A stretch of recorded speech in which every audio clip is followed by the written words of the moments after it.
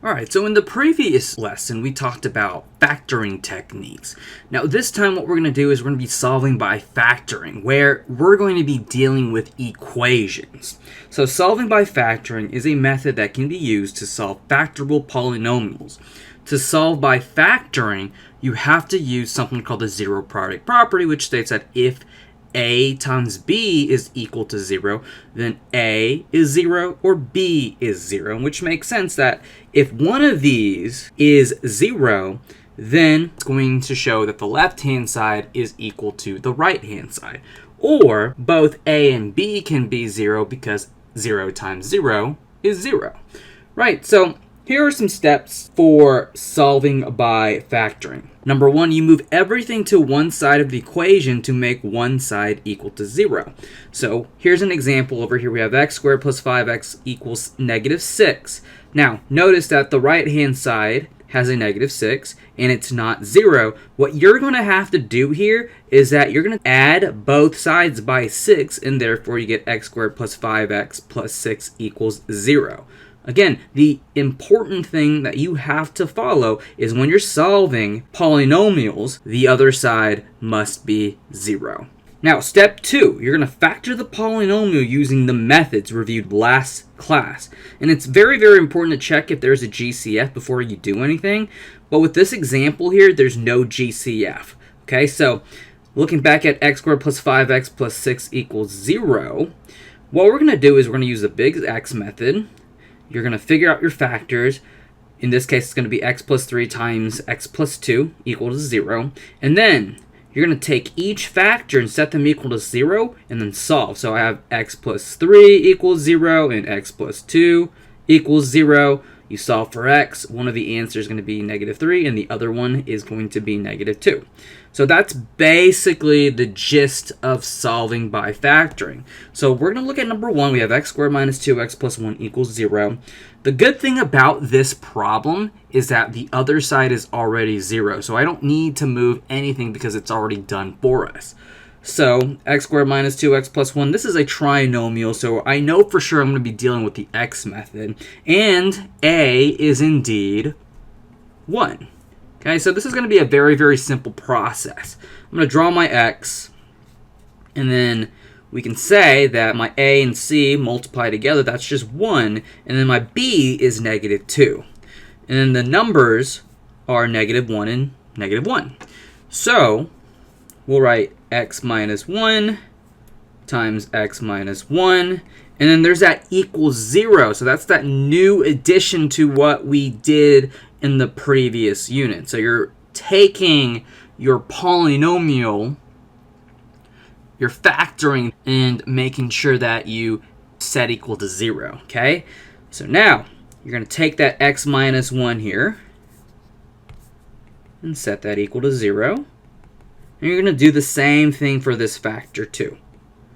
So x minus 1 equal to 0. And when we solve, we get x equals 1 twice. Now, if you get an x value that appears twice, then we call it a double root. So we say x equals 1 dr, which just means double root.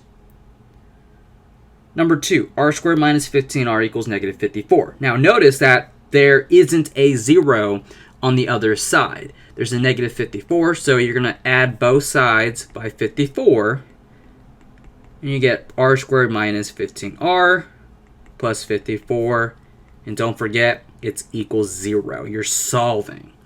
Now, here, we're going to go ahead and use the x method, so 54 up top, negative 15 down below, and then your two numbers are negative 9 and negative 6, so it's r minus 9 times the quantity of r minus 6 equals 0. You're going to take this factor and set that equal to 0, and you're going to do the same thing over here. So r equals 9 and r equals 6. And you should have two answers by looking at the degree of your polynomials. So use the highest exponent to guide you on how many answers you should have. Okay, so since the degree is 2, therefore you should have 2 answers. And you can say the same thing about number 1 here. Since we have the degree of 2, you should have 2 answers. And x equals 1 double root means you have x equals 1 twice. Therefore, x equals 1 and x equals 1. All right, moving on to number 3. Now, this is where I can take the GCF between the two terms. We have x cubed minus 7x squared. So the GCF is x squared. So it's x squared times the quantity of x minus 7. And don't forget, it's equal to 0. So this is what I can do. I can take that x squared and equal that to 0. And I can take this x minus 7 and equal to 0. X minus 7 equals 0. X is equal to 7.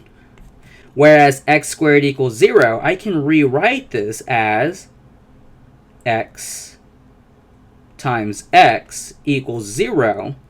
So I can write x equals 0 here and x equals 0 there. So here we have an x equals 0 double root because 0 appears twice.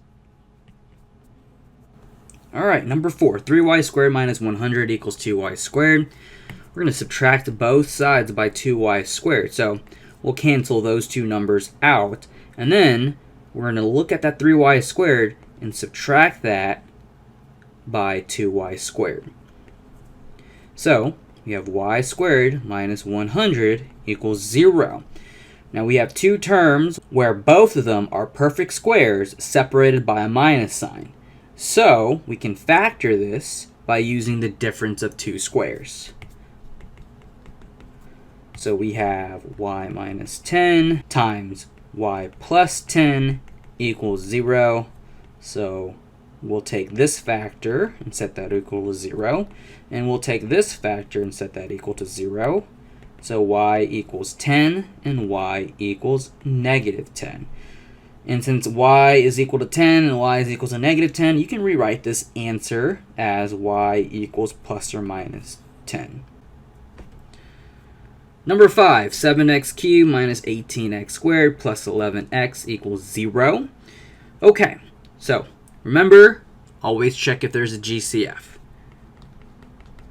So we are going to take out an x, so it's x times the quantity of 7x squared minus 18x plus 11, and then equals 0. And now we're going to focus what's inside of the parentheses. That's my remainder.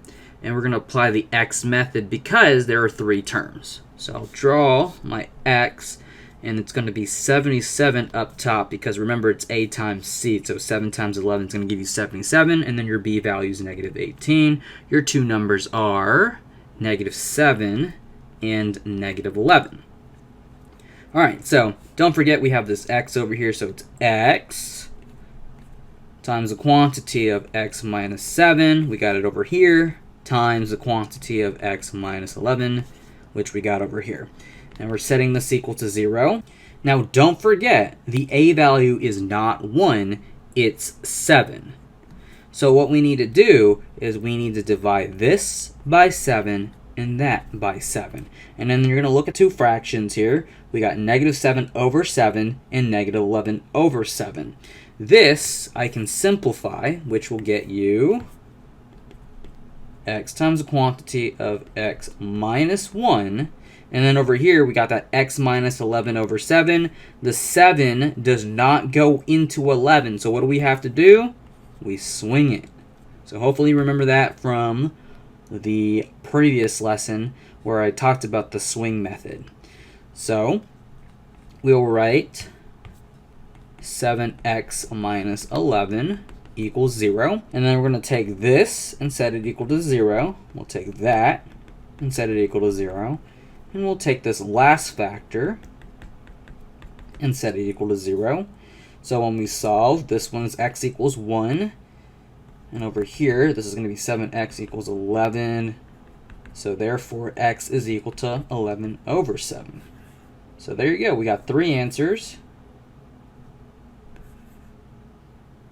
And you can use the highest degree to your advantage to know how many answers you should provide. Number 6, 4x cubed minus 8x squared minus 49x equals negative 98. So here we're going to add both sides by 98. Now, do I combine this with any of these terms shown? No, because this doesn't have a variable. So we'll add over here to the right of negative 49x. So it's 4x cubed minus 8x squared minus 49x plus 98 equals 0. Now, how many terms do we have? We have 1, 2, 3, 4 terms. So since we have 4 terms, then we'll be grouping the first 2 terms and the last 2 terms. So this is the technique of factoring by grouping if we have 4 terms. So I put parentheses around the first 2 and put parentheses around the last 2. Now, this is where we need to figure out the GCF of the first 2 terms. So the GCF of this is 4x squared, and the GCF of the last 2 terms is just negative 49. And don't forget, there's a negative first of the last 2 terms, so you need to make sure that you factor out that negative, okay? So 4x squared times the quantity of x minus 2, and then times negative 49 times the quantity of x minus 2 equals 0. And look at that. We can factor the x minus 2 out, and then we'll write our leftovers.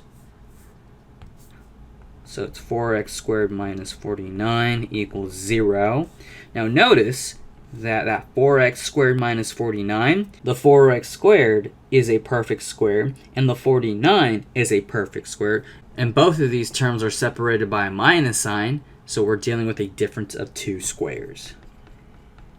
So we'll factor this when we get there. So we have x minus 2 times 2x plus 7 times 2x minus 7 equals 0.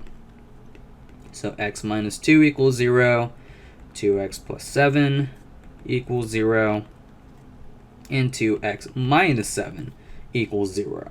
So x equals 2, x equals negative 7 over 2, and x equals positive 7 over 2.